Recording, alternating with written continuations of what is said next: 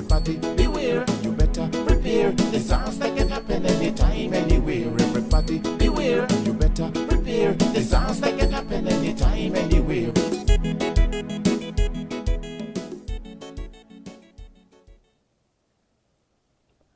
Greetings, everyone.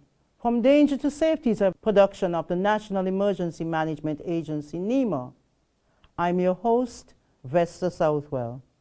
Emanating from the eruptions of La Soufrière in St. Vincent and the Grenadines just about a month or two ago, our local communities have erupted with questions and concerns as to our own safety and security here in St. Kitts and Nevis, because of course you know that we have a volcano on both islands, Mount Laimiga on St. Kitts, Nevis Peak on Nevis, of course. So today we sought a conversation with the competent authority. I'm going straight to the head of the Seismic Research Center at the University of the West Indies in Trinidad and Tobago. Dr. Euroscilla Joseph is joining us today on the program, and she's going to share some information as to how we may keep safe and give us a little bit of status information about La Soufrière as well. Welcome to the program, Dr. Joseph. Thank you very much, Vesta. Can you bring us up to speed as to the backstory at first with the eruption at La Soufrière and the current status in St. Vincent and the Grenadines, please? Yes, so most people would be aware that in December of 2020, we saw the beginning of a dome being extruded in the crater of La Soufrière. That dome continued to build up until early April, when the eruption went from effusive, which was that dome building type, to explosive. And this explosion destroyed the old dome, which was created in 1979, and it destroyed also the new material that was extruded at the end of 2020 into 2021. So, and that generated a lot of ash. As people know, it covered St. Vincent as well as affected neighboring islands, particularly Barbados. Currently, the volcano is still venting gas, and we're still seeing earthquakes associated with the volcanic system. So we consider the volcano to still be in a period of unrest. The alert level is orange at present, which means that we can still, an escalation in activity can still happen with very little warning. But perhaps you're witnessing a sort of downgrading of those eruptions, or we wouldn't classify it as such at this time? So we did move from red, meaning the government of St. Vincent did move from the alert level red to orange as the last eruption took place, the last explosive eruption took place on the 22nd of April. So based on that, the length of time since then to now, and the decrease in the activity at the volcano, they decided to move from red to orange. But we're still we still need more information before we make any further advisement. Yes. So were there any fatalities or critical injuries as a result of the eruption? No, luckily there was no reported deaths or injuries in relation to the explosive activity, and that is in large part to the Vincentian community and people listening to the evacuation orders and following safety measures and following the directives from the authorities. So that went smoothly. How does Euroseismic partner with their member states, of which, of course, St. Kitts and Nevis is one? So that's a very good question, Vesta. We have a network of seismic and ground deformation monitoring equipment that is throughout the English-speaking islands of the Eastern Caribbean. That network, of course, every island supports each other because, it's a network. And that information comes into seismic, and we process the data, meaning from the ground deformation and the seismic data to interpret what is happening both on the tectonic side as well as the volcanic side, because that's tectonic earthquakes associated with the plate movements. We on a plate boundary, all of the islands, as well as volcanic activity, because volcanoes do have associated earthquakes with them, and that is one aspect of things. So that information is provided by us. The other way in which we interact with and support the disaster community authorities in the different islands is we provide education and outreach services. That is to support the hazard warnings and the education activities to help people be able to understand and prepare for these disasters when they happen. So this is some of the ways, and provide advice, of course, to the authorities based on the hazards that we monitor. And this is an ongoing partnership that I have enjoyed over the years with UE Seismic, where we have educators come to the island, and we do go out to the schools. We try to provide that education awareness via the education fraternity, particularly the primary school students, which I learned from, I think it was Stacy the last time that they were here, that the programs were specifically geared towards primary school age students because they were very receptive to the messaging, correct? Yes, that is absolutely right. And we do interact with a large number of stakeholders, so our audience can change. The primary school is one, and we have the secondary schools, and we have government stakeholders. We have a large range of stakeholders that we can target materials towards to help, in preparation. So St. Kitts and Nevis were created as a result of a volcanic eruption? That is correct, yes. Mm-hmm. How does that work? We are volcanic islands. How does that even work? So, as I mentioned before, the islands of the Lesser Antilles sit in a subduction zone setting. And that means we have plates sliding past one another. But in this instance, we have the North American plate subducting beneath where we lie is the Caribbean plate. As the North American plate subducts, the plate is made up of rock. That rock melts as it gets deeper into the earth and it's heated up.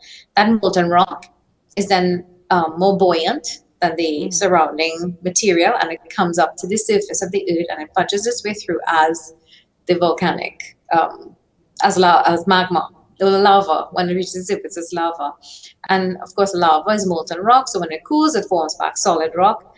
And that's how the islands have been built all along the arc. And that was clearly evident in St. Vincent with that extrusive eruption.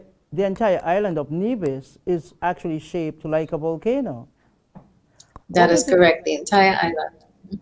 And so what does it mean when we say that a volcano is dormant?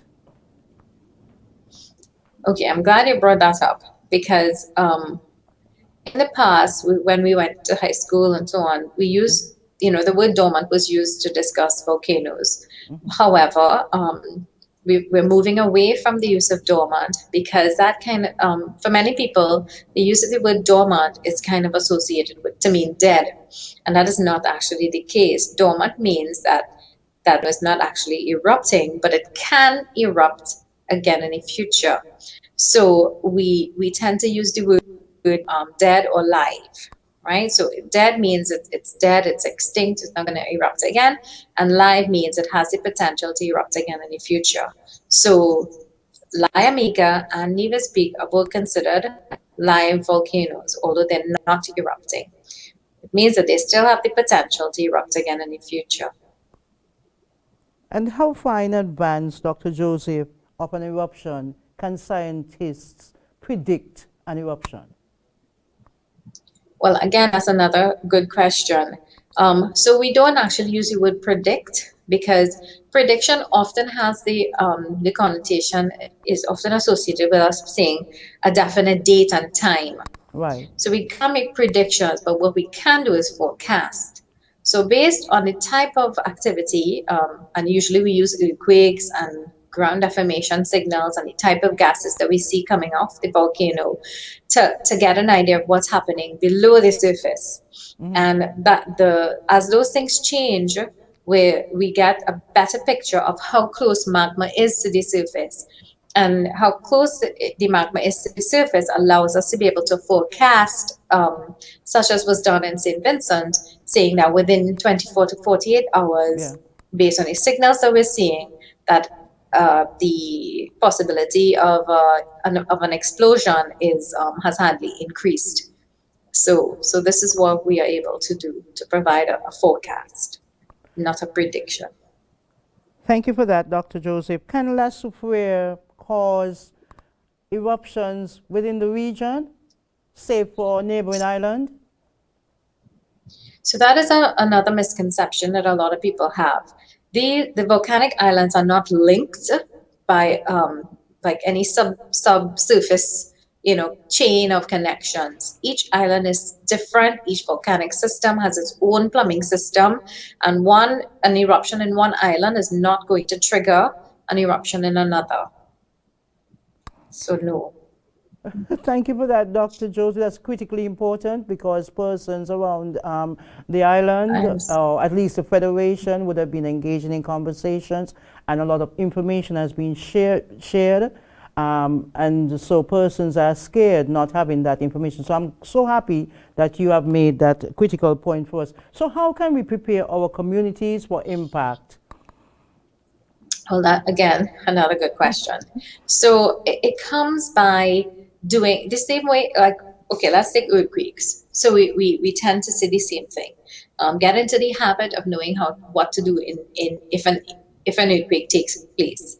You've been hearing it a lot, duck, cover, and hold on. So you know to go under a desk, don't go under a bed or something solid, a table, and hold on. Wait till the shaking is past and then try to get to safety. You don't move while the earthquake is happening.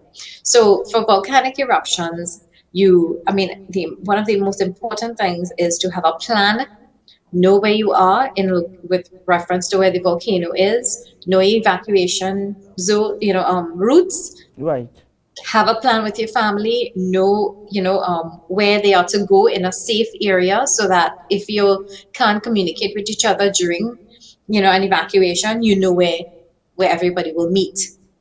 Have kits, emergency kits. It's a very similar thing to hurricanes, where you have kits, you know where to go, you have safety plans in place, and you follow those things, and you listen to the authorities, so that the guidance there is clear and from the official sources, so no misinformation is spread to cause chaos during a time of emergency. So these are some of the things that we can do to prepare.